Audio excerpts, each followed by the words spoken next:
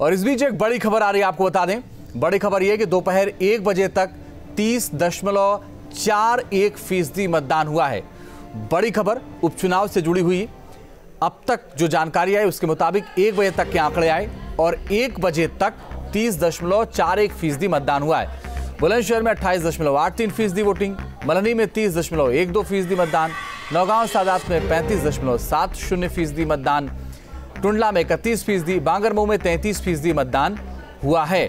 तो ये वो आंकड़े हैं जो सामने आए हैं अलग अलग सीटों पर।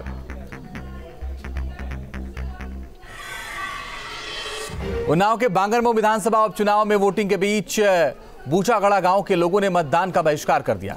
गांव वालों ने तमाम नेताओं पर वादाखिलाफी का आरोप लगाया।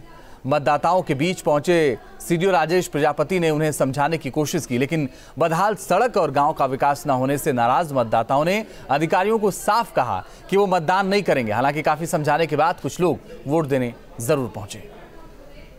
उन्नाव की बांगरमऊ विधानसभा में उपचुनाव के लिए आज मतदान का दिन है, लेकिन एक गांव ने मतदान का बहिष्कार कर दिया है। बूचागाड़ा गांव के ये लोग हैं जिन्होंने अपनी मांगों को लेकर के और मतदान का बहिष्कार किया है। क्यों बहिष्कार किया, आप ये तस्वीरें देखिए। ये सड़क बदहाल सड़क है जो इस गांव की बदहाली को दर्शाती है और काफ़ी ज़्यादा नाराज़गी है गांव वालों में। अब से कुछ देर पहले सीडीओ भी यहाँ पर पहुँचे थे लोगों को समझाने के लिए, लेकिन इनकी मांगे क्या हैं पहले इनसे समझ लेते हैं। क्या नाम है दादा आपका? गजराज। क्या मांगे हैं, क्यों नाराज? ये नाला बनना चाहिए, सड़क हमारी बनना चाहिए, यही हमारी मांग है। हमारे लड़कों भाइयों की शादी सब रुकी पड़ी हुई, सब वापस हो जाते हैं आदमी। अच्छा, जो शादी के रिश्ते आते हैं वो नहीं वापस हो जाते हैं चाला देख करके, इसी वजह से हमको यही मांग है साहब। अच्छा। हाँ, बस यही हमारा हो जाए, हमको नरक खत्म हो जाए हमारे। क्या मांग है आप लोगों की, क्यों नहीं वोट दे रहे हैं? साहब जहाँ सड़क बनना चाहिए और नाला खोदना चाहिए, जो खनाओ थे तो वापस हो जाती है और वाटर ढीलप जाए। क्या कह रहे हैं? नाला बनना चाहिए, ये सड़क बनना चाहिए, तब वोट डालेंगे। बूचागाड़ा गांव है, इसने फैसला कर लिया है कि यहाँ पर मतदान नहीं होगा। अब से कुछ देर पहले सीडीओ यहाँ पे आए थे, 2-4 लोग मतदान स्थल पहुँचे हैं जिनकी समझ में आया है कि मतदान करना अति आवश्यक होता है, लेकिन इन लोगों की समस्या भी वाजिब है जो दिखती है। साफ तौर पर आप देखिए, बदहाल सड़क है और बदहाल सड़क बदहाली की एक तस्वीर बयां कर रही है। यानी इन लोगों ने जो तय किया है कि अगर सड़क नहीं और बेसिक नीड नहीं इनकी पूरी की जाएगी, बुनियादी सुविधाएं नहीं दी जाएंगी, तो ये मतदान का बहिष्कार करके रहेंगे। बांगरमऊ से वीडियो जर्नलिस्ट सैफुल हसन के साथ रतीश त्रिवेदी, न्यूज़ स्टेट, उत्तर प्रदेश। तो प्रदेश की 7 विधानसभा सीटों पर सुबह से ही लोगों के पहुंचने का सिलसिला शुरू हो गया।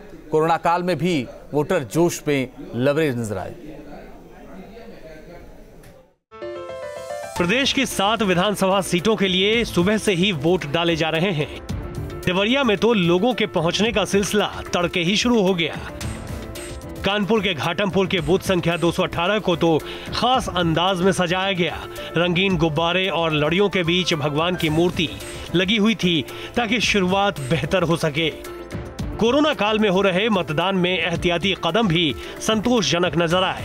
लोग 2 गज की दूरी का ध्यान रखते हुए मास्क पहने मतदान करने पहुंचे थे।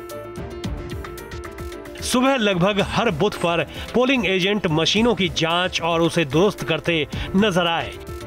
वहीं वोटर के दिल में क्या चल रहा है बता पाना फिलहाल आसान नहीं है। सरकार बदलना है या रखना है? सुबह आप आ गए थे, लग रहा पहला वोट गया है आपका इस वोट जी। क्या कुछ मन में चल रहा था वोट के समय, क्या मुद्दे चल रहे थे? यही बेरोजगारी, भ्रष्टाचार। कानपुर के घाटमपुर बूथ पर प्रभारी मजिस्ट्रेट सुरक्षा का जायजा लेते नजर आए। सुरक्षा हेतु पुलिस की ड्यूटी लगाई गई है। सेक्टर मजिस्ट्रेट हमारे लगे हुए हैं, जोनल मजिस्ट्रेट हैं, हम लोग प्रभारी मजिस्ट्रेट के रूप में यहाँ पर हैं। तो निरंतर भ्रमण हो रहा है और सुरक्षा की पूर्ण व्यवस्था की गई है। अमरोहा के चौधरपुर प्राथमिक विद्यालय की ये तस्वीर देखिए, कैसे वोटरों के लिए सुरक्षा कर्मी से लेकर बूथ कर्मी तक पलक पावड़े बिछाए नजर आए। Team news state. और निखिल शर्मा हमारे सहयोगी ज्यादा जानकारी के लिए इस वक्त जुड़ गए लखनऊ से। निखिल, बताइए कि क्या अपडेट है फिलहाल अलग अलग सीटों को लेकर? बिल्कुल आपको बता दें कि उत्तर प्रदेश की जो 7 सीटों पर जो है उपचुनाव हो रहे हैं, इसमें मत प्रतिशत की अगर हम बात करें तो अब तक 30% मतदान हो चुका है। सुबह से मतदान थोड़ी तेज़ी ज़रूर दिखी, लेकिन दोपहर आते आते थोड़ी कमी हो गई है। शाम तक मतदान और बढ़ने की उम्मीद है। यही तय करेगा, मतदान का प्रतिशत ही इस बात को तय करेगा कि आने वाले जो 10 तारीख को परिणाम आने वाले हैं वो किसके पक्ष में जाएंगे। चूँकि अगर जो जनता है वो कोई बदलाव बहुत बड़ा चाहती है तो निश्चित तौर पर जो मतदान प्रतिशत है वो भी बढ़ता है, और यही इस बात का संकेत होता है कि आखिर जनता का मूड क्या है। लेकिन अभी तक अगर हम बात करें तो एवरेज मतदान चल रहा है। सुबह के वक्त थोड़ा मत प्रतिशत ज़्यादा था, लेकिन अभी जो मत प्रतिशत है वो 30.41 यानी 1 बजे तक का जो आंकड़ा है। अब से थोड़ी देर बाद जो 2 बजे के आंकड़े हैं वो आएंगे। तो निश्चित तौर पर सभी जो 7 विधानसभा क्षेत्रों में जहां चुनाव हो रहे हैं वहां व्यापक इंतजाम किए गए हैं। हर तरह से व्यवस्थाएं जो हैं वहाँ चुस्त दुरुस्त हैं। खास करके चूँकि कोविड काल चल रहा है, ऐसे में लोग मास्क लगाकर सोशल डिस्टेंसिंग का पालन कर रहे हैं। अब इंतज़ार इस बात का करना होगा कि जो शाम को जब मतदान खत्म होगा तो उस वक्त मत प्रतिशत क्या होगा। लेकिन अभी तक की जो तस्वीरें हैं वो एवरेज मतदान की दिख रही है उत्तर प्रदेश में जो उपचुनाव हो रहे हैं 7 विधानसभा सीटों पर। जी ये भी बताइए निखिल कि चुनाव आयोग लखनऊ से कैसे नजर बनाए हुए है 7 विधानसभा सीटों पर जो उपचुनाव हो रहे हैं? हाँ बिल्कुल, सभी 7 सीटों पर चुनाव आयोग इस बात की निगाह बनाए हुए है कि कहीं पर पहली बात कोई गड़बड़ी ना हो। अगर ईवीएम में कोई खराबी आती है तो जल्द से जल्द उसे बदल दिया जाए। और सबसे बड़ी बात जो है वो कोविड रूल को फॉलो करना है, सोशल डिस्टेंसिंग को, और इसके साथ ही मास्क लगाना अनिवार्य है पोलिंग बूथ पर। और यही जो है सबसे महत्वपूर्ण जो है टारगेट है चुनाव आयोग का। इसके साथ ही मत प्रतिशत पर चुनाव आयोग की बहुत सख्ती थी कि इस बार मत प्रतिशत जो है बढ़े, ज़्यादा से ज़्यादा लोग मतदान करें। लेकिन अजीत अभी तक के जो आंकड़े हैं उस हिसाब से ये नहीं लगता कि मतदान का जो प्रतिशत है वो बहुत आगे बढ़ेगा। और सबसे जो महत्वपूर्ण बात है वो तमाम जगह ऐसी भी देखी जा रही हैं, जैसे वहाँ पर मत प्रतिशत बहुत कम है। जैसे कानपुर नगर में, घाटमपुर में 24% मतदान हुआ था 1 बजे तक। इसके साथ ही अगर बात करें तो बुलंदशहर में 28% मतदान हुआ था। तो ये बहुत बड़ा चैलेंज है चुनाव आयोग के लिए। लगातार जो कि चुनाव आयोग की टीमें लगी होती हैं जो लोगों को जागरूक करती हैं कि ज़्यादा से ज़्यादा मत प्रतिशत आए, ज़्यादा से ज़्यादा लोग चुनाव करें। आज के दिन भी इस बात की अपील जाती है तमाम इलाकों में कि लोग घरों से निकले और मतदान करें। तो ये बड़ा टारगेट है चुनाव आयोग के सामने कि मतदान ज़्यादा प्रतिशत जो है वो तेज़ी से बढ़े। लेकिन अभी तक तस्वीरें जो है वो इस बात की ओर संकेत कर रही हैं कि बहुत ज़्यादा मत प्रतिशत में बदलाव देखने को नहीं मिल रहा। लेकिन इंतज़ार करना होगा शाम को जब मतदान खत्म होगा, उसके बाद जो मत प्रतिशत आएंगे तमाम जनपदों के और पूरे उत्तर प्रदेश के, उससे ये तय होगा कि आखिर जनता का मूड क्या था। जी निखिल, आप जिक्र कर रहे थे 1 बजे तक के जो आंकड़े हैं, लेकिन जो 11 बजे तक के आंकड़े आए थे उसमें बहुत लग रहा था कि पता नहीं कितना होगा। 1 बजे तक क्या कि ये कहा जा सकता है कि 11 से 1 के बीच का जो मामला था थोड़ा सुधरा है। मल्हनी में 15% था 11 बजे तक, और 1 बजते बजते वो 30% हो गया। तो थोड़ा तो बढ़ा है। और हम ये अपील भी कर रहे हैं लोगों से, फिर कह रहे हैं, न्यूज़ स्टेट लगातार ये कह रहे हैं घर से निकलिए, मतदान बूथ पर जाइए और मतदान करिए।